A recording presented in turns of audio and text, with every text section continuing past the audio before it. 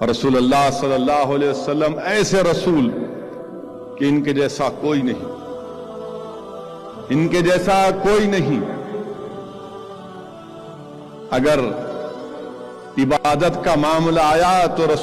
میرے نبی کے جیسا کوئی عابد نہیں، اگر شہادت کا معاملہ آیا تو میرے نبی جیسا شاہد نہیں، شفقت کا معاملہ آیا تو میرے نبی جیسا شفیق نہیں،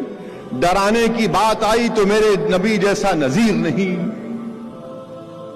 رسالت کی بات آئی تو میرے نبی جیسا رسول نہیں، نبوت کی بات آئی تو میرے نبی کے بعد کوئی نبی نہیں،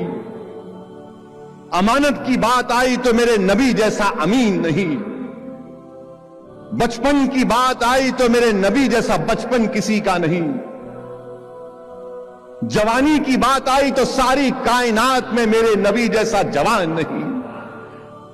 تجارت کی بات آئی تو میرے نبی جیسا تاجر نہیں، ہجرت کی بات آئی تو میرے نبی جیسا مہاجر نہیں، سخاوت کی بات آئی تو میرے نبی جیسا سخی نہیں، اس گھر کی بات آئی تو ایسا گھرانہ ساری دنیا میں نہیں،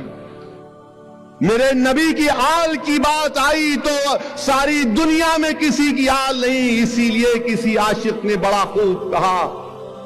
تیری نسل پاک میں ہے بچہ بچہ نور کا، تو ہے آئین نور، تیرا سب گھرانہ نور کا۔ اور اسی لیے اللہ نے قرآن میں فرمایا ہماری امت کی ماؤں کے بارے میں کہ آپ عام عورتوں کی طرح نہیں ہیں۔ میرے نبی کی والدین کی بات آئی تو ان جیسے کسی کے والدین نہیں، میرے نبی کے شہر ولادت کی بات آئی تو مکے کی جیسے شہر کوئی ساری دنیا میں نہیں، میرے نبی کی مسجد کی بات آئی تو کعبے کے بعد اگر کوئی مسجد ہے تو میرے نبی کی ہے، کتابوں کی بات آئی تو قرآن جیسی کوئی کتاب نہیں، امت کی بات آئی تو میرے نبی کی امت کی جیسی کوئی امت نہیں۔ اسی لیے میرے نبی صرف نبی نہیں ہے، میرے نبی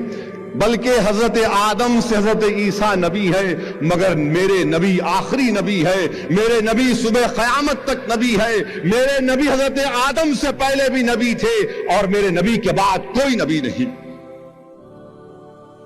اور میرے نبی کی عظمت کو سمجھنا ہے تو یاد رکھو،